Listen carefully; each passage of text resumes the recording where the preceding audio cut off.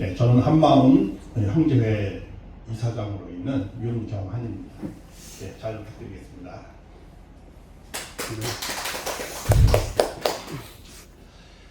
네, 조금 전에 우리 강선학 목사님께서 이제 거듭남의 말씀을 많이 해주셨네요. 다시 태어나야 된다는 내용이죠. 우리 왜 다시 태어나야 되죠? 잘못 태어났으니까 다시 태어나야 되겠죠. 그래서 물과 성령으로 다시 태어나라고 하는데, 물과 성령으로 태어난다는 의미가 어떤 것일까 이렇게 좀 생각해 볼 수 있죠.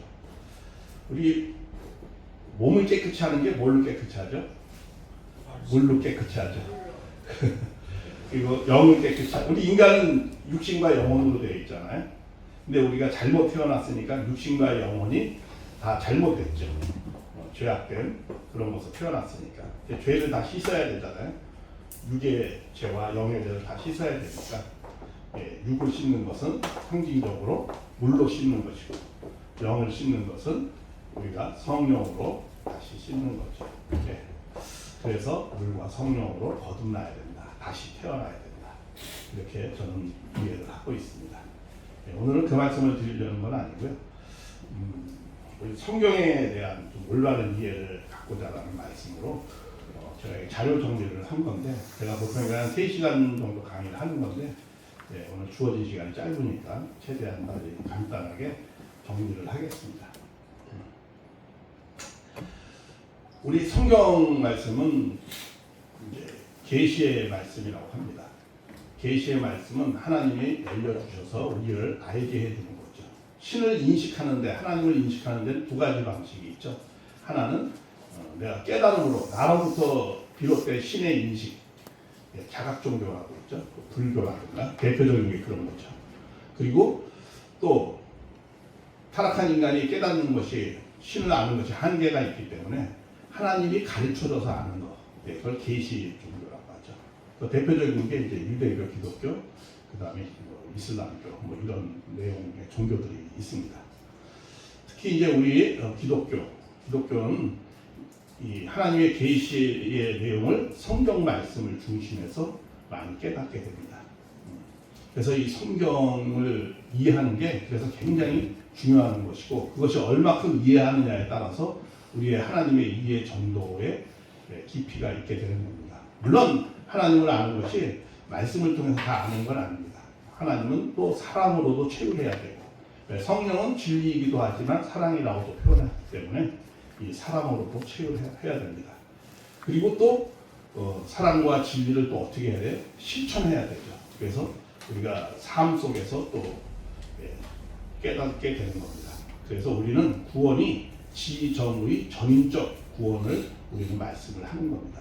그래서 말씀만 중요하게 생각하는 것이 아니고, 하나님의 사랑만 중요하게 생각하는 것이 아니고, 또 봉사만 우리가 중요하게 생각하는 것이 아니고, 이 세 가지를 잘 조화롭게 우리가 균형되게 해야지만 우리가 전인적 구원을 우리가 받을 수 있는 겁니다.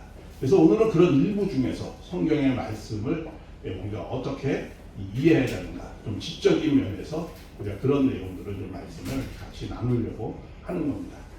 우리가 근데 성경을, 그래서 이제 특히 우리 개혁교회 종교 개혁을 하고 나면 루터 켈빈은 특별히 오직 성경을, 오직 믿음, 오직 은총, 솔라 스크립트라, 오직 성경, 이것을 강조하는 게 특히 개신교가 그걸 강조를 합니다.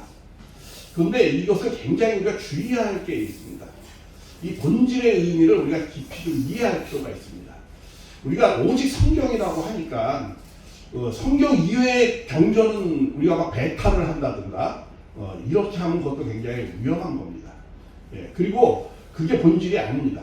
또 성경, 오직 성경으로라고 하니까 성경에 또 우리가 문자적으로 갇혀가지고 거기에 또 매몰돼가지고 이해하는 것도, 이것도 굉장히 위험한 내용입니다.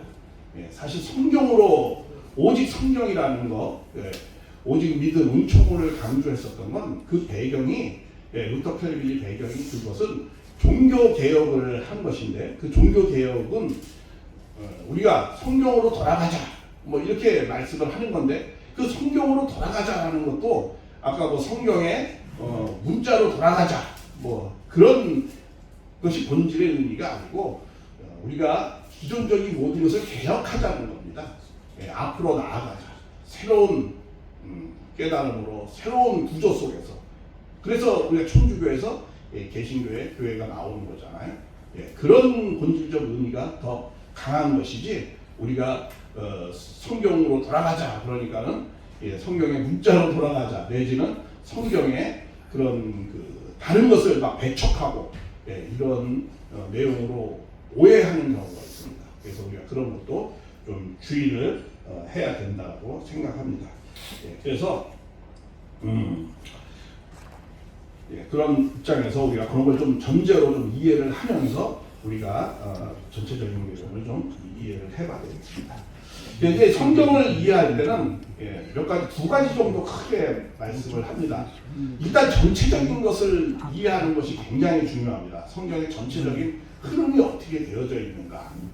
그런 내용은 크게 보면 세 가지의 구조로 되어져 있습니다. 창조, 타락, 구원. 그래서 창세기 1장, 2장은 창조에 관한 내용이 나오고 창세기 3장은 타락에 관한 내용이 나오고 그 타락한 인간을 하나님은 어떻게 하시겠어요? 구원 섭리를 바로 하시죠. 그래서 창세기 4장부터는 구원 섭리가 진행이 되어져서 계시록에서 모든 것이 성취되어지는 그런 내용의 구조가 있습니다. 이런 기본적인 전체의 이런 통일성의 구조가 있습니다. 성경은 1600년에 걸쳐서 40여 명이 다양한 직업의 사람이 썼지만 이런 전체적인 통일성이 있습니다. 창조, 타락, 구원, 섭리가 이런 통일성을 갖고 있습니다. 그래서 이런 범위, 이런 큰 틀을 우리가 잘 첫째 이해하는 게 굉장히 중요합니다. 성경을 이해할 때는. 그리고 또 두 번째는 성경은 굉장히 하나의 개인 섭리로부터 시작해서 천주적인 모든 섭리가 진행이 점차적으로 섭리가 발전되는 구조로 되어져 있습니다. 예를 들면 아담 하와의 개인의 내용이 나오고 그게 타락함으로 인해서 그 다음에 가인 아벨의 내용이 나오고 그 다음에 뭐가 나와요? 가정 섭리가 나오죠. 이 아브라함을 중심으로 3대에 걸쳐서 아브라함 가정이 나와가지고 가정의 그런 틀을 세우죠. 그래서 아브라함, 이삭, 야곱의 3대에 걸쳐서 그리고 그 야곱의 12자녀를 통해서 또 이제 그 다음 순서는 무슨 섭리하죠? 민족 섭리하죠. 그래서 이제 모세를 중심으로 민족 섭리가 나옵니다. 그리고 그것이 이제 또 기대가 조성이 되니까 그 민족을 통해서 하나님은 세계적인 구원, 천주적인 구원을 하기 위해서 누가 오시죠? 예수님이 오시죠. 그래서 이렇게 개인으로부터 민족으로부터 국가로, 가정으로부터 민족으로부터 국가로부터 천주적으로 이렇게 하나님의 구원 섭리가 어떻게 돼요? 진행되고 발전되어지는 그런 내용의 섭리가 진행된다라는 것을 또 우리가 잘 이해를 할 필요가 있습니다. 그래서 점진적 발전을 하고 있다라는 거죠. 예를 들면 성령 역사도 그러죠. 성령 역사도 한 개인의 선지자를 세운 성령 역사가 구약에 주로 많이 나옵니다. 그 내용을 보면은 우리가 사무엘상 10장 10절에도 보면은 누구를 세우는 거에 이 하나님의 신이 사울에게 임했다. 그래서 사울을 세워서 하나님이 민족적인 성전을 세우려고 하는 거죠. 그렇게 했지만은 이제 물론 그 자가 이제 실패해가지고 다윗을 세우고 솔로몬 시대 성전 건축을 하지만은 그런 내용으로 이렇게 진행되어져요. 그 개인의 성령이 개인에 임하는 하나님의 신이. 그런데 이제 요엘 선지자가 예언을 하죠. 모든 만민에게 어떻게 돼요? 성령이 물 붓듯이 부어준다 해놓고 성령에 임하는 것이 보편화가 되어지죠. 그래가지고 사도행전에 나오잖아요. 모든 자에게 다 하나님이 성령의 물을 부어주는 그런 역사가 나옵니다. 이와 같이 하나님의 역사는 또 이렇게 개인으로부터 천주적으로 그리고 또 특수한 사람으로부터 모든 만민의 구원의 성령에 임하는 이런 식으로 또 발전되고 점진적으로 발전한다는 것을 우리가 또 전체적인 흐름 속에서 잘 이해를 가져야 된다라는 거죠. 그래서 항상 특수한 것이 보편화를 시키는 거죠. 그 종교개혁도 뭡니까? 특수한 자만이 사제가 될 수 있었는데 루터가 뭘 가장 종교개혁에 중요한 것 중에 하나가 뭐였죠? 만민 사제죠. 누구나 다 사제가 될 수 있다. 이렇게 또 점진적으로 이걸 보편화를 시키는 겁니다. 그래서 이런 하나님의 섭리가 이런 식으로 흐름이 진행된다는 것도 우리가 잘 참고를 하면서 우리가 성경을 좀 이해를 해야 된다고 저는 말씀을 드리고 싶습니다. 예, 그리고 좀 그걸 좀 구체적으로 좀 들어가면은 그 다음 페이지를 한번 보면 제가 이제 이게 몇 페이지씩 되어진 걸 한 페이지로 이렇게 추적해 놓은 겁니다. 그래서 이 페이지 보면은 이제 5번이 있죠. 전체적인 하나님의 뜻과 구원 섭리, 전체적인 거. 그러니까 전체적인 틀이 어떻게 되었다는 거예요? 창조, 타락, 구원으로 전체적으로 되어졌다. 조금 전에 말씀드린 것처럼 그렇게 전체적인 어떤 그런 통일성에 대한 성경의 통일성이 어떻게 구조가 되어 있는가 이런 것을 첫 번째 잘 이해되는 것이 중요하다라는 것을 말씀을 드렸습니다. 이걸 이제 하나하나 다 찾으면서 제가 설명을 해야 되지만 지금 시간 관계상 제가 주어진 시간이 짧기 때문에 그렇게 말씀드린 겁니다. 그리고 두 번째는 우리가 하나님의 말씀을 깊이 깨달으려면은 하나님의 문제가 아니고 계시를 받는 우리 자신의 문제가 있습니다. 그거 말은 무슨 말씀이냐면 우리 그런 거 있잖아요. 아무리 이렇게 얘기를 해도 내가 그것을 잘 알아듣지 못한다면은 그건 큰 의미가 없잖아요. 그러니까 무엇을 말씀하냐면은 성경은 많이 들어서 아는 것도 아니고 성경을 외운다고 아는 것도 아닙니다. 성경은 어떻게 돼? 내가 내적인 영성의 깊이가 얼마큼 되어지느냐에 따라서 성령이 조명을 받는 겁니다. 그래서 그걸 제가 이번에 내가 내면의 수준을 높여야 된다라고 말씀을 드린 겁니다. 그래서 우리가 내면의 수준을 높이기 위해서 기도하고 정성 들이고 그렇게 하잖아요. 그렇게 해서 내면의 수준이 내가 얼마큼 높아지느냐에 따라서 깊어지느냐에 따라서 성경의 말씀이 그게 깊이가 다 달라지는 거죠. 그래서 그런 내용들도 우리가 참고를 해야 되고 그 다음에 또 시대적인 요청이 있습니다. 하나님의 말씀은 항상 그 시대적인 요청이 있어요. 우리가 종교개혁을 할 때 종교개혁에 시대적인 요청이 있었잖아요. 그런 거와 마찬가지로 이렇게 시대적인 요청이 있다라는 것을 그리고 하나님은 구약에 있어서 복음으로 시대적인 그런 전환을 하잖아요. 그렇게 그러니까 항상 하나님의 말씀은 갇혀 있고 정지되어져 있지 않다라는 거예요. 그런 내용들을 우리가 또 이 성경을 그래서 3번의 시대적인 요청 뭐 이런 것도 제가 그래서 그 성경을 중심으로 해서 제가 말씀을 드렸습니다. 우리는 성경을 될 수 있으면 성경을 통해서 하나님의 말씀을 증거해야 됩니다. 그걸 갖다 뭐라고 그러죠? 성경은 성경으로 풀어라. 이게 아주 개혁 교회의 가장 성경을 보는 방식 중에 하나입니다. 성경은 성경으로 풀어라. 다시 말하면 성경이 성경을 스스로 자증하고 있다는 거예요. 성경이 스스로 내적 증거를 하기 때문에 성경을 성경으로 풀어라라는 거예요. 왜냐? 하나님이 모든 말씀을 모으셨기 때문에 성령으로 모으셨기 때문에 그렇게 말씀을 하는 겁니다. 그래서 성경은 모든 것이 다 짱고로 이렇게 잘 이렇게 맞춰져 있고 그렇게 되어져 있다라고 말씀을 하는 겁니다. 그래서 그 시대적인 요청. 그래서 뒤에 넘어가면 아까 말씀 중에도 부분적으로 말씀하신 것이 전체적으로 깊게 말씀을 하신다라는 것을 말씀을 하는 것이고 그 다음에 그래서 이 계시는 시대적 요청이 있기 때문에 어떤 점진성이 있습니다. 이거는 도표로 제가 좀 이게 너무 잘 간단하게 하겠습니다. 구약의 시대가 있었습니다. 이때 하나님을 뭘로 믿어요? 창조주로 믿습니다. 조물주. 인간은 종입니다. 그래서 야훼 하나님으로 믿습니다. 그래서 인간의 신령이 좀 높아지니까 하나님은 또 뭐예요? 그 다음에는 신약이라는 인간의 신령이 높아지니까 거기에 맞추어서 하나님이 좀 더 계시를 열어줍니다. 그래서 누구로 오셔서 복음이라는 것으로 구약은 뭐예요? 율법이라는 것으로 모세를 중심으로 한 내용이죠. 여기는 뭐예요? 예수님을 중심으로 복음이라는 것으로 우리의 심령을 더 또 높여줍니다. 그래서 하나님의 사랑을 좀 더 구체적으로 드러내요. 그게 왜 그러죠? 인간의 심령이 좀 높아졌기 때문에 그래요. 자, 그리고 또 2000년이 지났어요. 또 지금 새로운 시대가 있어요. 뭐 하나님 뭐 받나 뭐 약속만 하여? 그거 새로운 용어로 우리는 선약이라고 표현을 합니다. 약속의 성취를 하신다 이거예요. 모든 걸 성취하는 그런 시대. 그래서 우리는 또 2000년이 흘른 이 시대에 또 새 말씀으로 성경에도 말씀을 많이 하는 겁니다. 새 말씀으로 또 해주신다. 이래가지고 근데 신약에서는 하나님을 뭐예요? 아버지와 자녀의 관계로 설정을 합니다. 그러고 난 다음에 하나님이 좀 더 또 계시가 구체적으로 열려서 이때는 뭐예요? 성향의 시대는 하나님을 뭐예요? 부모로 믿는, 부모와 자녀로 믿는 뭐 이러한 시대를 좀 더 구체적으로 열어줍니다. 그런데 문제는 뭐냐면 하나님의 사랑은 변한 게 아니에요. 구약에 하나님의 자녀를 사랑하는 것, 신약에도 지금의 있다. 하나님의 사랑 변해요, 안 변해요? 안 변해요. 근데 누가 변하죠? 내가 변하는 거예요. 내 심령이 변하니까 거기에 맞추어서 하나님은 역사할 수밖에 없어요.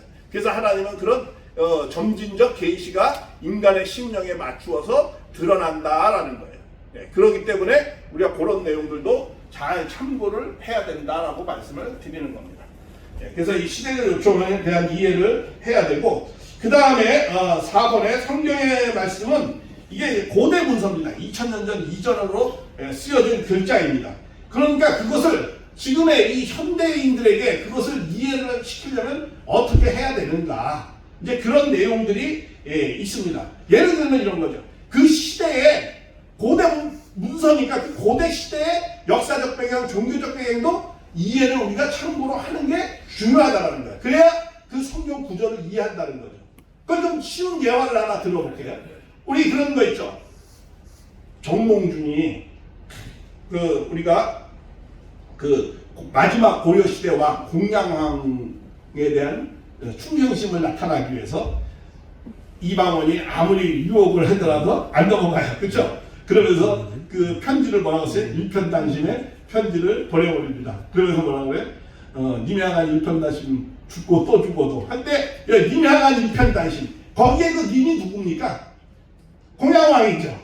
우리는 그 역사적 배경을 이해해야 되죠. 근데 그 님을 역사적 배경을 이해 못하면은 이제 학생들에게 시험 문제 낼 때, 야, 이 님이 누구냐, 우리 그 정몽준의 무슨 둘째 부인인가? 첫째 부인인가? 뭐 이렇게 생각할 수도 있잖아요. 그 님이 누군지. 또 예를 들면, 한용운의 시 있죠.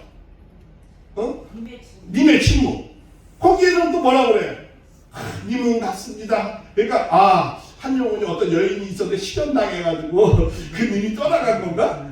그렇게 생각할 수 있잖아요. 근데 그 님은 또 누구죠? 누굴 말하는 거죠? 우리 고국을 말씀하는 거죠. 그러니까 그런 역사적 배경, 시대적 상황을 이해해야 돼, 안 해야 돼요? 해야 된다는 거예요. 그와 같이 성경도 2000년 이전의 말씀이에요. 그렇기 때문에 그 말씀의 그 구절을 이해하려면 그때 당시의 시대적인, 역사적인, 종교적 배경도 이해를 해야만이 그 단어의 그 의미도 잘 깨달을 수 있다라는 거예요. 예를 들면 또 하나, 이거 뒤에 있지만 좀 줄여서 얘기해야 되니까, 예수님이 영생의 내용을 많이 말씀합니다. 그렇죠? 나는 죽어서 살아도 살고 영원히 죽지 아니하리라. 뭐 이러면서 영생 얘기를 많이 해요. 그래서 또 예수님을 시험하기 위해서 영생이 어떻게 우리가 영생을 얻습니까? 라고 또 물어봐요. 그러니까 우리가 하나님을 사랑하고 그다음에 이웃을 사랑하라. 뭐 이런 내용도 말씀합니다. 그때 왜 그 영생에 대해서 많이 말씀할까? 그 역사적 배경, 그때 당시에 그걸 이해해봐야 돼요. 그럼 왜 그러느냐 하면은 이런 내용이에요. 유대인들이 예수님이 이 유대민족을 구원하러 왔다, 이렇게 말씀하는 거야. 근데 그게 모세 시대로 우리가 거슬러 올라갈 필요가 있습니다. 모세가 그런 말씀을 했죠. 내 뒤에 오시는 일이 나보다가 더 큰 자가 있어가지고 그 사람이 다 이걸 구원할 것이다, 뭐 이런 내용도 있어요. 왜 예언서 하니까 우리 무슨 계시록만 예언서가 아니고 창세기에도 예언이 다 있고 다 출애굽에도 예언서가 다 있습니다. 근데 중심이 내용이 예언이 특히 많이 있는 것이 계시록이니까 그렇게 그냥 요한계시록이 뭐 예언서로 되어 있다 이렇게 말씀하는 거지. 창세기에 예언이 없습니까? 네 발꿈치를 상하게 할 자가 후에 여자가 나오면 뭐 예언이잖아요. 그러니까 우리가 어떤 것을 단편적으로 이해를 하면 안 되는 거죠. 자, 그래서 어쨌든 모세가 그 예언을 하거든요. 내 뒤에 올 자가 큰 자가 와서 이 민족을 더 구원할 것이다. 그래, 그런 내용을 하니까 그런 말씀도 있고, 그래서 물어보는 거예요, 유대 민족이. 야, 네가 메시아라고 하는데 그러면은 야, 우리를 어떻게 구원할 수 있느냐? 네가 모세보다 낫냐? 모세는 우리를 광야에서 어떻게 됐다는 거야? 만나와 메추라기를 주면서 우리를 구원해 줬다는 거야. 그 거대한 애굽에서부터. 지금 유대민족 상황은 어떤 거예요? 그 거대한 또 요번에 또 누구의 식민지? 로마의 식민지야. 그러니까 모세가 애굽을 그래서 구출해 준 것 같이, 만나를 먹이면서 구출해 준 것 같이, 우리도 당신이 우리를 구원해 줘봐라, 로마로부터. 어떻게 할 거냐? 그러니까 이런 말씀을 하죠. 그래, 너희들은 광야에서 만나와 메추라기를 먹어도 다 죽었다 이거야. 근데 내가 줄 떡은 이 떡이니. 그러면서 뭐라고요? 내가 줄 떡은 영원한 생명을 위한 내 영생이다. 이런 얘기를 합니다. 그 영생이 그게 무슨 말이냐라는 게 그게. 그것은 뭘 믿으면 날 따라오고 목숨줄이 뭐 길게 늘어난다. 어디 단체에 가입하면은 거기에 뭐 영원히 죽지 않는다. 영생이 그런 의미가 아니고 그 시대적 배경을 알아야 되는 거예요. 그 영성은 그래서 우리가 약간의 중요한 것은 원어로도 이해도 할 필요가 있는 거예요. 이 영생은 올람 하바라고 합니다. 그 올람 하바가 무슨 의미냐? 그건 히브리어로 올람 하바. 이게 뭐냐면 예수님이 했어요. 올람 하제에서 나를 믿으면 올람 하바로 온다 이렇게 말씀을 하는 겁니다. 그러면 올람이라는 건 뭐냐면 이건 시대라는 뜻이에요. 시대. 무슨 시대? 시대. 이 올람 하바는 뭐 이건 새. 이게 히브리어는 여기서부터 이렇게 있잖아요. 그 새 시대. 하제라는 건 뭐야? 두 시대. 그러니까 올람 하제에서 나를 믿으면 올람 하바로 된다. 영생이 된다 이런 거예요. 그 말이 한자를 이렇게 쓰니까 착각을 하는 거예요. 다른 사람 다. 아, 뭘 길게 산다 뭐 이렇게 생각하는 겁니다. 그게 아니고 뭐야 이게 새 시대. 그러니까 다시 말해 새 시대라는 의미가 어떤 의미냐? 너희가 구시대라는 건 어떤 의미예요? 구시대는 너희가 노예와 같은 자유가 박탈된 그러한 삶 속에서 나를 믿고 나를 따라오면 어떻게 해요? 올람 하제에서 올람 하바의 시대로. 다시 말해 내 말씀을 믿고 따라오면 너희들은 어떻게 해요? 새로운 시대로. 다시 말해 거기에는 진리가 자유케 해주는 진정한 자유가 있는 진정한 기쁨과 희락이 있는 이런 세계로 온다라는 그런 뜻이에요. 그러니까 그러한 내용들은 어떤 거예요? 그 예수님 때 그 시대적 배경, 유대인과의 관계 속에 그 시대적인 식민지 시대 이런 내용을 할 때 아, 영생이라는 말은 그래서 이런 배경에서 썼구나 이렇게 이해를 하는 거예요. 근데 그런 시대적 배경도 영생 뭐 길게 산다 뭘 누가 예수 따라가면은 뭐 목숨줄이 길게 늘어난다 이렇게 오해를 하는 거예요. 그래서 중요한 원어의 의미도 알고 시대적 배경도 알고 뭐 님의 침묵하면 님이니까 뭐 둘째 마누라 뭐 내가 뭐 실현당했나 뭐 이렇게 생각하는 거 비슷한 거죠. 예, 그러니까 그런 내용들을 오해를 하지 말아야 된다라는 거예요. 예, 그래서 우리가 그 시대적인 상황도 알고 그때 당시의 역사적 배경도 이해하고 이렇게 입체적으로 잘 이해를 해야만이 성경을 이해하는 데 있어서 우리가 오해하지 않는다라는 것을 말씀을 드리는 겁니다. 그리고 성경은 다 세계관이 이 삼층적 세계관, 천동설적 세계관으로 쓰여져 있어요. 그렇기 때문에 하나님의 창조도 그 7번을 한번 볼까요? 이 16, 여기 이렇게 있잖아요. 16이라는 것을 한번 찾아봐서 그 7번 위에 있어요. 그 시대의 세계관과 우주관을 이해해야 된다. 그런 내용도 제가 좀 적었습니다. 그거는 뭘 말하는 말씀을 드린 거냐면 거기에 이제 욥기서 38장 6절 7절 보면 주추는 무엇에 세웠으며 그 모퉁이들은 누가 놓았느냐 그때 새벽별들이 뭐 이런 내용이 말씀이 나옵니다. 제가 하겠습니다.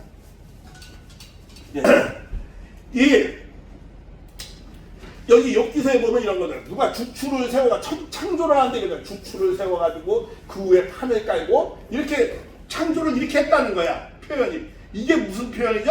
삼층적 세계관 표현이에요. 그때 시대 2000년 전 이전에는 다 무슨 시대로 적혀져 있어요? 천동설 시대적으로 적혀져 있습니다. 그러니까 아무리 선지자나 뭐 해도 지구는 다 이렇게 생겼다고 생각을 믿고 있었어요. 예. 그러니까 하나님이 천일창조 이렇게 두 줄을 세워서 하늘 위를 깔아가지고 요 구름 위에는 누가 있어요? 하나님이 있어요.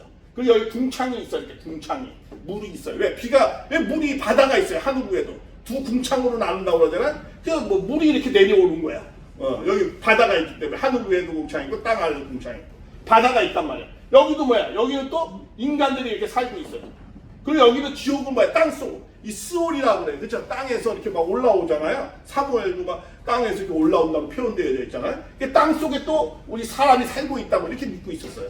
그래서 이게 삼층적 세계관이야. 하나님이 구름 위에 있고 인간이 땅 위에 살고 이 안 좋은 뭐 악령들이 이 땅 속에 있다 이렇게 믿는 거예요. 이걸 삼층적 세계관이라고 해요. 이게 천동설적 세계관이죠. 해, 달, 별도 조금 해요. 지구가 중심이에요. 이런 세계관 속에 성경은 쓰여져 있어요. 그렇기 때문에 어떤 그 구절을 읽을 때 우리가 예를 들어 이런 걸 딱 볼 때는 이건 이런 세계관 속에서 이 선지자가 이렇게 고백을 했구나 이렇게 생각을 하면서 이해를 해야 됩니다. 그래서 성경은 그런 말씀이 있습니다. 하나님의 말씀이면서 인간의 글이다 이렇게 말씀을 하는 거예요. 그래서 그 쓴 작가가 성령의 인도하심으로 썼지만 그런 세계관 속에 있기 때문에 그렇게 표현을 믿음의 고백을 그렇게 표현할 수밖에 없는 그런 내용도 있다라는 겁니다. 그래서 그런 걸 참고해서 잘 이해해야만이 우리가 여러분들이 나중에 종말론, 말세론, 말씀 그런 것도 이해할 수 있어요. 아까 그랬죠. 슈퍼대가 뭐 올라간다고 그러잖아요. 그렇죠? 뭐 구름 위로 올라가서 그 옛날에는 그런 사고를 가질 수 있어요. 근데 지금 시대 올라갈 수 있으니까 인간이 올라갔지. 구름 왜? 하나님이 구름 위에 있다고 생각을 할 수 있어요. 그러니까 우리는 하나님 앞에 구원받으려면 하나님 앞에 가려면 있습니다. 하나님 앞에 가려면 우리는 어떻게 돼요? 올라가야 되는 거야. 구름 위로 올라가야 되는 거야. 그래서 주를 영접해야 되는 거야. 이게 삼층적 세계관에서 나오는 표현입니다. 근데 하나 물어볼게요. 우리는 왜 올라가야 되죠? 우리 구원받으려면 자꾸 올라가야 된대. 이거 나중에 말세로 종말할 때 강의하는데 우리가 구원받으려면 자꾸 올라가야 된대. 왜 올라갈까? 떨어졌기 때문에 올라가야 되는 거죠. 떨어졌는데 우리 뭐가 떨어졌죠? 옛날에 아담 에아가 선악과를 따먹고 저 구름 위에 살다가 엉덩이가 쿵져가지고 에덴 동산 땅에 쭉 떨어져. 에덴 동산은 구름 위에 있었는데 선악과를 따먹어도 에덴을 쫓겨났다는 게 이 지상에 엉덩이가 쿵치면서 여기서 살았다는 건가? 어떤 사람들은 또 천사장이 또 그렇게 되어졌대. 연기에 하늘 위에 살다가 이때 지상으로 내려왔다고 또 해석하는 사람도 있어요. 또. 그게 다 삼층적 세계관 표현이에요. 우리는 떨어진 게 뭐가 떨어진 거죠? 몸이 떨어진 게 아니고 뭐가 떨어졌죠? 심령이 떨어졌죠. 그러니까 우리는 올라가는 게 뭐가 올라가야 되는 거죠? 심령이 올라가야 되는 거죠. 그래서 우리 찬송에도 그렇죠. 심령이 이렇게 올라간다는 표현 아니잖아요. 심령이 올라가야 되는 거죠. 이게 표현은 천동설적 세계관으로 표현되어져 있지만 그것을 우리가 영적인 의미로 잘 이해를 해야만이 우리가 담임 선교회처럼 그런 오해를 불러일으키지 않는다라는 거예요. 뭘 자꾸 올라가려고 하는 거예요. 올라가는 게 맞아요. 근데 떨어졌으니까 올라가야 되지. 근데 떨어진 것이 몸이 떨어진 것이 아니고 심령이 떨어진 거죠. 하나님 타락한 거죠. 그러니까 우리가 이런 내용들도 이 삼층적 세계관에서 우리가 이해를 해야 된다. 어떤 사람도 천사장이 떨어졌다니까 하늘에서 떨어졌다니까 저기 어디 우주 다른 어디 영적 세계에서 이 지상으로 떨어졌대요. 또 그렇게 해석하는 사람들도 있어요. 그런 것이 아니고 하늘이라는 것은 뭐야? 거룩한 것, 그렇죠? 거룩한 곳에서 땅이라는 건 뭐야? 그런 의미죠. 비천한 것, 낮은 것, 천한 것 이런 걸로 되어졌다. 이게 영적으로 그런 존재가 되어졌다. 이런 의미지. 뭐 이사야 무슨 그런 것처럼 그런 의미가 아니다. 그러니까 이렇게 세계관을 이해 못하면 그렇게 엉뚱한 해석을 또 하게 된다. 그래서 그런 것도 우리가 잘 이해를 해야겠죠. 그리고 성경은 많은 것이 이제 비유와 상징으로 되어져 있습니다. 그 내용만 조금 하고 마치겠습니다. 저희가 18번을 한번 보면은 성경은 비유와 상징으로 많이 쓰여졌다 이렇게 말씀합니다. 여러분은 비유와 상징이 어떤 의미예요? 이 비유와 상징의 개념을 막 혼동해가지고 쓰는 사람도 많이 있습니다. 비유라는 것은 뭐냐면 항상 말씀을 이해하려면 개념을 잘 이해해야 돼요. 비유라는 말은 페러블이에요. 페러블. 그리고 상징이라는 말은 메타포. 이게 무슨 말이냐면 이게 비유라고 그래가지고 이거 뭐냐면 어려운 이야기를 간단한 이야기로 설명하는 거예요. 알기 쉽게. 그러니까 예수님이 비유로 말씀하셨죠. 100마리의 양인데 한 마리 양이 울 밖으로 나갔다. 그 한 마리 양을 줘. 이렇게 비유, 이게 이야기로 간단한 이야기를 통해서 하나님의 사랑을 얘기해 주는 거예요. 왜?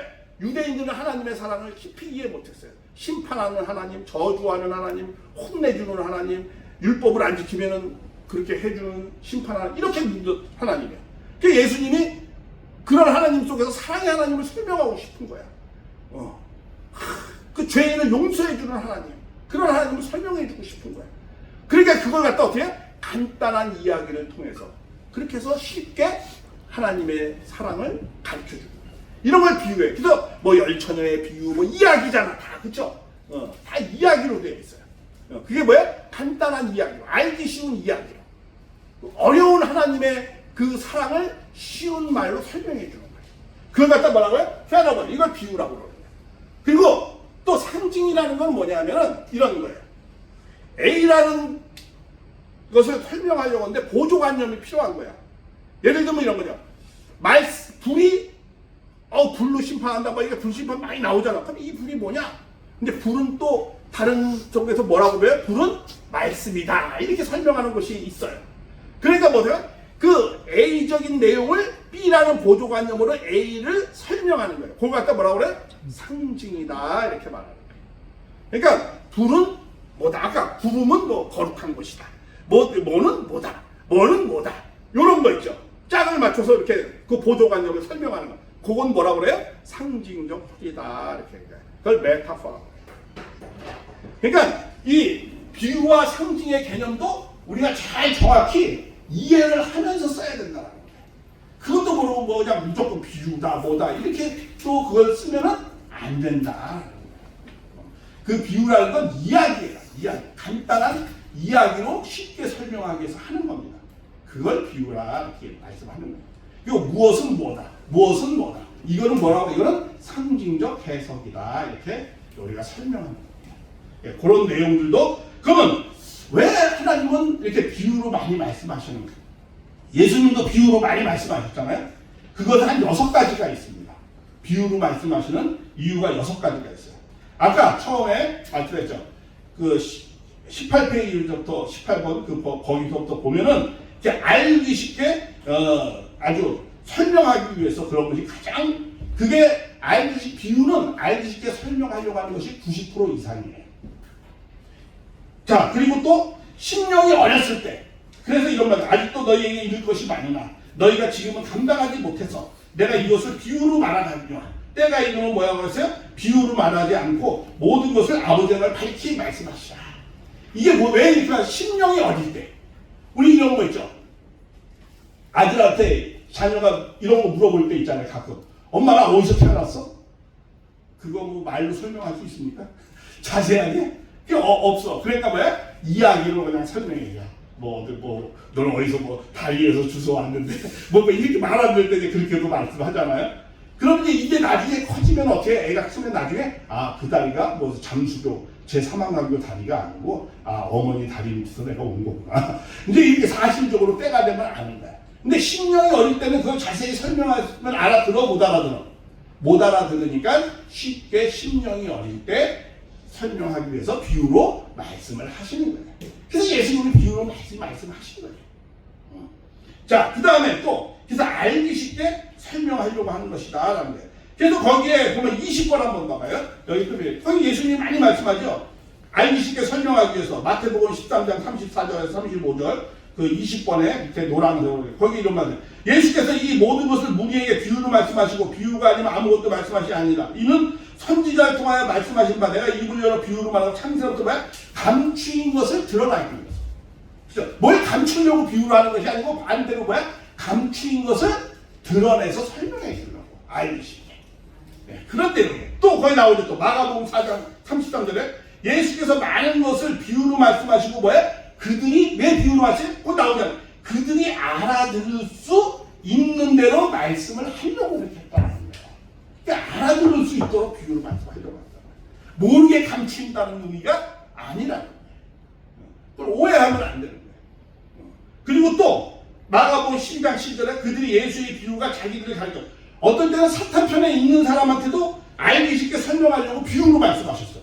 거기 나오죠. 마가복음 12장 12절에 그들이 예수의 비유가 자기들을 가르쳐 말씀하신 건 줄 알고 예수를 잡으려고 했어요. 왜? 사탄 편에 있는 너희들 좀 알아들으라 이거야. 그래서 비유로 말씀하셔요. 그래서 비유는 근본적으로 알기 쉽게 설명하려고 하는 거다라는 것을 그게 90% 이상의 내용입니다. 다 성경 구절에 대해 근거해서 다 말씀드립니다. 그런데 특수한 경우가 있어요. 특수한 경우. 그게 뭐냐면 비유로 말씀하는 특수한 경우가 있어요. 그게 뭐냐면 거기 나오죠. 21번에 마태복음 13장 11절에서 13절. 이거 아주 특수한 경우입니다. 이게 뭐냐면 이런 거죠. 대답하여 이르시되 천국의 비밀을 아는 것이 너희에게 허락되었으나 그들에게는 아니 되었나니 무릇 있는 자는 받아 넉넉하고 없는 자는 그 있는 것도 빼앗아. 그러므로 내가 그들에게 비유로 말하는 건 그들이 보아도 보지 못하고 들어도 듣지 못하게 하려고 한다. 이게 왜 그러죠? 예수님을 반대하는 사람들. 그런 사람들은 예수님의 그런 말씀을 알아들어가지고 해코지 할까봐. 하나님의 구원 섭리를 방해할까봐. 그래서 그들이 사탄 편이 알아듣지 못하게 하는 거예요. 그리고 천국의 비밀은 뭘 해석하는 게 아닙니다. 천국의 비밀은 누구죠? 예수입니다. 그렇죠? 천국의 비밀은 예수예요. 그렇죠? 예수의 비밀을 아는 거라고 그랬잖아요. 네. 천국의 비밀, 천국은 누가 가져오죠? 예수님이 가져오죠. 그게 타락한 인간에게는 비밀로 되어진다. 근데 천국의 비밀을 이루는 분이 누구예요? 예수예요. 그러니까 불신하고 믿지 않는 자에게는 그들은 가려져 있는 거예요. 그래서 이 천국의 비밀은 어떠한 거 장소 그런 것이 아니고 그건 예수를 말씀하시는 거예요. 그래서 많이 에베소서 갈라디아 다 나오잖아요. 천국의 비밀은 예수님이다. 예수 그리스도를 아는 거라고 말씀하시는 거예요. 그래서 이렇게 개념적인 것을 정확하게 이해를 해야 돼요. 그래서 이렇게 알지 못하게 하려는 건 아주 특수한 경우에 하나님의 구원 섭리를 방해할까봐 그렇게 하는 것이지 대부분의 90% 이상은 다 뭐예요? 알기 쉽게 설명하려고 간단한 이야기를 통해서 왜 타락한 인간이 하나님의 나라를 잘 모르니까 그래서 하나님을 또 잘 사랑과 그런 걸 잘 모르니까 그래서 알기 쉽게 설명하려고 하는 거다라는 거죠. 그래서 심령이 낮은 자라든가. 예, 그러면 근데 이제 마지막 하나 이제 하고 말씀을 끝내겠습니다. 이거는 신학적으로도 잘 알지 못하는 얘기인데 하나만 참고로 여러분이 생각해 보시라고 하나 말씀하고 끝내겠습니다. 가르쳐 주면서 안 가르쳐 준다라고 그런 입장에서 비유로 말씀합니다. 이게 딱 한 군데 있어요. 창세기 3장의 타락의 내용이에요. 여러분도 이런 생각 한번 안 해봤어요? 타락의 내용은 문자 그대로의 내용이 아닙니다. 상징과 비유가 섞여져서 쓰여져 있어요. 그죠? 아담 에바가 선악과를 따먹고 그런 내용이 적혀져 있어요. 그리고 그 등장하는 인물도 상징적으로 등장하죠. 뱀이라든가 이런 것도 천사고 그렇게 상징적 그리고 또 비유적으로 설명이 되었어요. 한번 이런 거 한번 생각해 보세요. 타락의 내용을 인간이 하나님의 입장에서 볼 때 타락의 내용을 인간이 아는 게 좋아요? 모르는 게 좋아요? 아는 게 좋잖아요. 그러면 잘 알도록 사실적으로 잘 써야 되는데 왜 비유와 상징으로 썼죠? 섞어서? 그거 알아요? 그러니까 어떤 저희가 있을까? 이거는 신학적으로 2000년 동안 흘러왔어도 잘 모르는 의미예요. 아니 잘 설명해주면 타락의 내용을 알고 인간이 타락 안 저지를 수 있잖아요. 근데 왜 그걸 비유와 상징으로 하냐 이거야. 근데 분명히 하나님은 뭔가 가르쳐주려는 의도는 있었어. 그렇죠? 그러니까 그 이야기를 써놨지. 비유와 상징으로. 근데 왜 비유와 상징으로 써놨냐 이거야. 잘 알도록 사실적으로 써놓지. 그런 생각하잖아. 도리어 사탄이라면 인간이 타락의 내용을 알길 바래 모르길 바래. 모르길 바라죠. 그래야 자기가 죄의 법 안에서 계속 자기가 주관을 할 수 있잖아. 그리고 또 아담이 거의 타락한 인물이 존재가 네 존재가 나오죠. 그 에덴 동산에 있는 존재가 네 존재가 있었어요. 하나님이 있었고, 아담이 있었고, 해와가 있었고, 뱀, 천사장이 있었어요. 예. 근데 하나님은 인간을 알려주고 싶었던 거야, 분명히. 사람이. 근데 뱀은 알기를 바라지 않을 거야. 아담이라도 창피해서 얘기하고 싶지 않아. 근데 왜 하나님이 비유와 상징으로 설명했냐. 이러한 내용은 나중에 죄론에 가가지고 제가 자세하게 말씀을 드릴게요. 그런데 제가 드리고자 하는 말씀이 이런 거예요. 비유와 상징을 가르쳐주면서 안 가르쳐줬다는 입장 가운데 서는 이유가 있기 때문에 비유와 상징으로 쓰는 경우도 있다라는 걸 말씀드립니다. 예, 그래서 이렇게 해서 성경을 여러 가지 내용을 성경은 단순히 성경을 해석하는 데는 여러 가지 한 10여 가지 이상 중요한 내용들이 있다라는 것을 이렇게 간단하게 말씀을 드렸습니다. 그래서 나중에 구체적으로 기회가 있으면 한 서너 시간 자세하게 말씀을 드리겠습니다. 예, 이상입니다. 감사합니다.